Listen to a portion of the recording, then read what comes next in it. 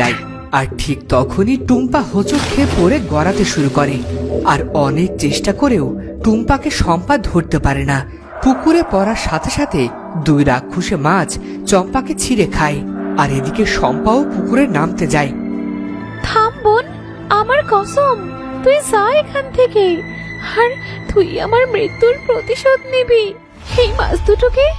এই মাছ দুটোকে বাঁচতে দিবি না।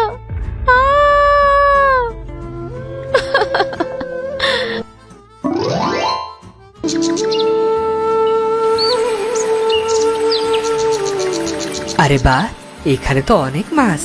এখান থেকেই আজকে মাছ ধরবো। আশেপাশে কেউ নেই, কেউ দেখবে না।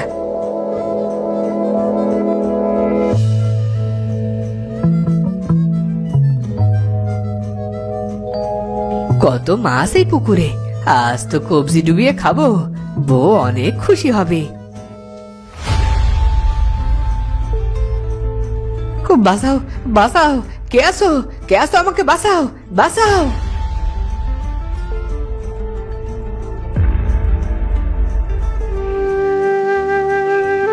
তোরা যেন ভুলে ওই পুকুরের দিকে যাবি না। কালও কিন্তু গ্রাম থেকে একজন নিখোঁজ হয়েছে। সে কি মা? কিন্তু এখন তো পুকুরের দিকে কেউ যায় না। লোকটা গ্রামে নতুন এসেছিল, তাই পুকুরটা সম্পর্কে হয়তো জানতো না। আচ্ছা মা, মাত্র তো দুটোই মাছ। গ্রামের সবাই মাছ দুটোকে মারে না কেন? হ্যাঁ, সবাই একসাথে তো রাক্ষস দুটোকে মেরেই ফেলতে পারে। ওরা অমর, শত শত বছর ধরে ওখানে আছে। কেউ কখনো মারতে পারেনি। যেই মারতে যাবে সেই মারা পড়বে। আমাদের বাবাও কি ওই রাক্ষসী মাছের হাতে মারা যায়? তোদের বাবা ওই রাক্ষসী মাছ দুটোকে হত্যা করতে চাইতো, কিন্তু রাক্ষস দুটোকে মারতে গিয়ে তোর বাবাই মারা যায়। আচ্ছা মা, তাহলে আমরা খেলতে যাচ্ছি। শম্পা চলো, চলো আপু।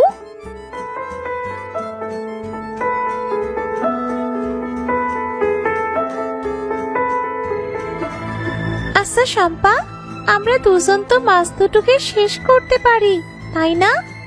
কি বলো আপু, আমাদের তো খেয়ে ফেলবে।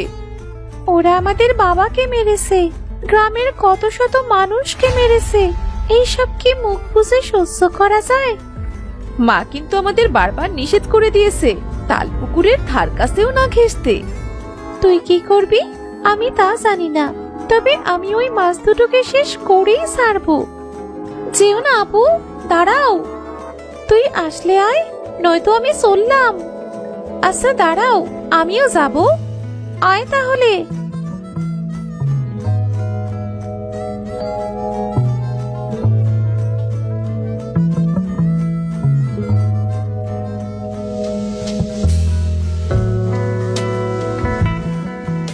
কিভাবে মারবে? আমাদের দ্বারা সম্ভব না। চলো বাড়ি ফিরে যাই। আমি কি আজকে মারবো নাকি? আজ তো দেখতে আসলাম, একটু পুকুরটাতে লক্ষ্য কর, তারপর চলে যাব। মা জানতে পারলে খুব মারবে।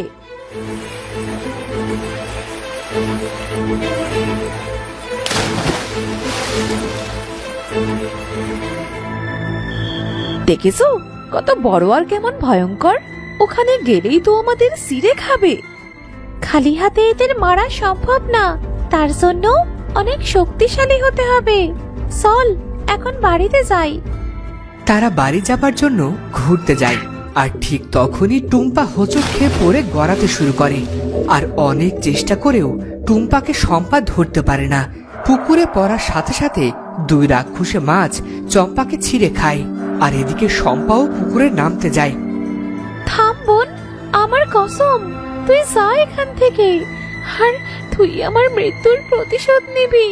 এই মাছ দুটোকে বাঁচতে দিবি না।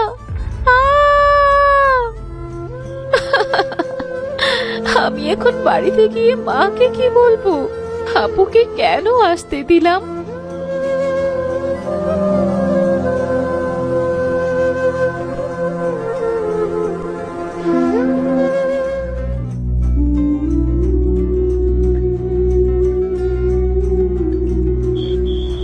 কিরে শম্পা, কি হয়েছে? তুই কাঁদছিস কেন? আর টুম্পা কোথায়? আপু আর নেই মা।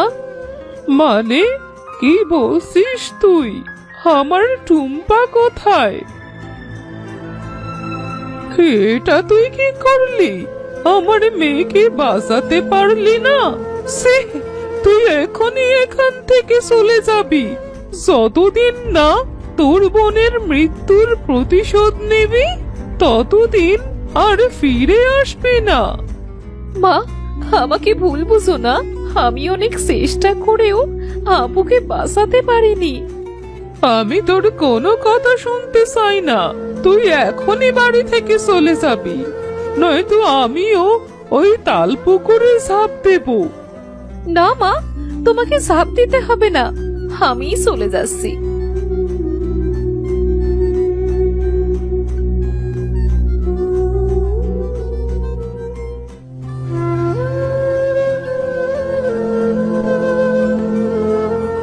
না না, আমি কোথাও যাব না।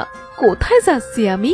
আমাকে প্রতিশোধ নিতে হবে, ওই রাক্ষস দুটোকে শেষ করতে হবে। কিন্তু কিভাবে শেষ করব ওদের?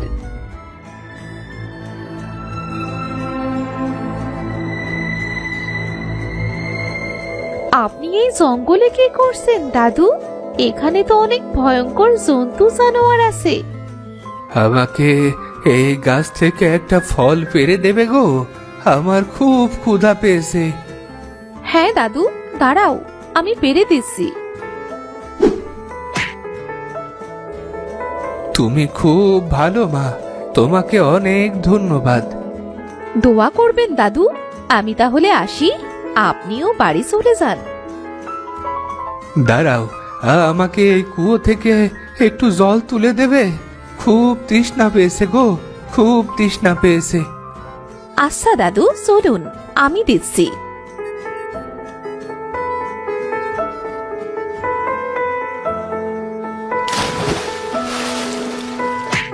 তুমি আমায় অনেক উপকার করেছো, বলো তুমি কি চাও? আমার কিচ্ছু চাই না দাদু। আমি তোমার সব কথা জানি। এই লাঠিটা নিয়ে যাও, তোমার কাজে দেবে। এই লাঠি দিয়ে আমি কি করব? তুমি যা করতে চাও এটা দিয়ে করো। এটা একটা তলোয়ারের মতো। বুঝলাম না। তুমি দুই রাক্ষসী মাছকে মারতে চাও, তারা তোমার আপনজনকে হত্যা করেছে, তাই না? হ্যাঁ, কিন্তু আপনি এই কথা কিভাবে জানেন? আমি হলাম একজন জাদুকর। বহু বছর আগে এই দুই রাক্ষসে মাছ ছিল দুজন খারাপ ডাইনি। তাদের অভিশাপ দিয়ে ওই পুকুরে বন্দি করে রেখেছিলাম। আমি কোনো অপরাধ করিনি, আমাকে যেতে দিন। তুমি ভয় পেও না, আমি তোমার কোনো ক্ষতি করব না।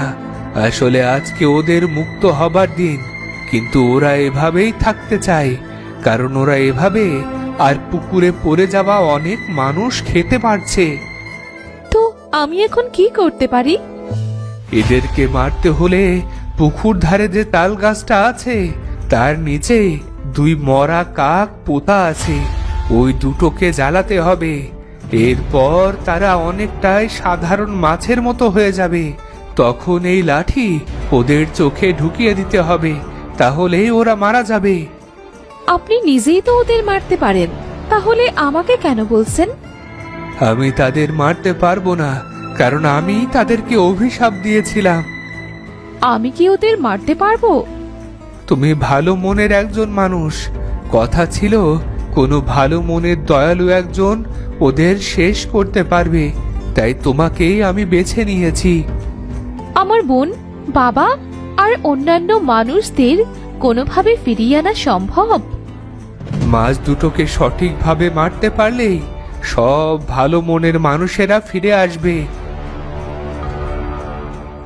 যাও, সূর্যাস্তের আগেই কাজ সম্পন্ন করো।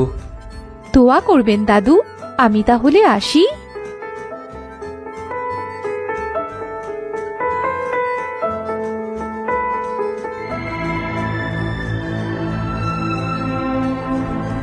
শয়তান, তোরা আমার বাবাকে মেরেছিস, আমার চোখের সামনে আমার বোনকে খেয়েছিস।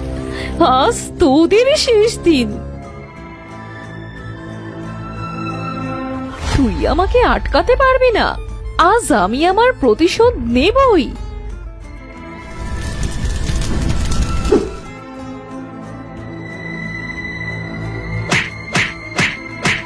এরপর শম্পা খুঁজে সেখান থেকে দুটো মরা কাক বের করে পুড়িয়ে দেয়। আর পোড়ার সময় পুকুরের সব ডাইনি ছটফট করতে থাকে। এবার আমাকে পুকুরে নেমে ওদের সাথে মোকাবেলা করতে হবে। কিন্তু ওরা যদি আমাকেও খেয়ে নেয়? না না, ভয় পেলে চলবে না। আমাকে সে প্রতিশোধ নিতেই হবে।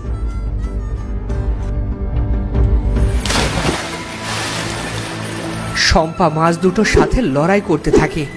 সে কোনোভাবেই লাঠি তাদের চোখের মধ্যে দিতে পারছিল না। হঠাৎ একটা বড় মাছ শম্পার দিকে এগিয়ে আসে আর সে লাঠি মাছের চোখে গুজে দেয়।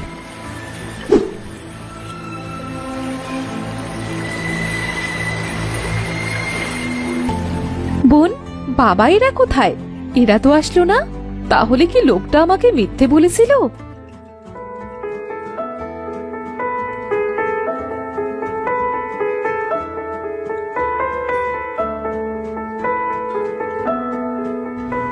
আমি আমার প্রতিশোধ নিতে পেরেছি। বোনের সাথে বাবাকেও ফিরিয়ে এনেছি।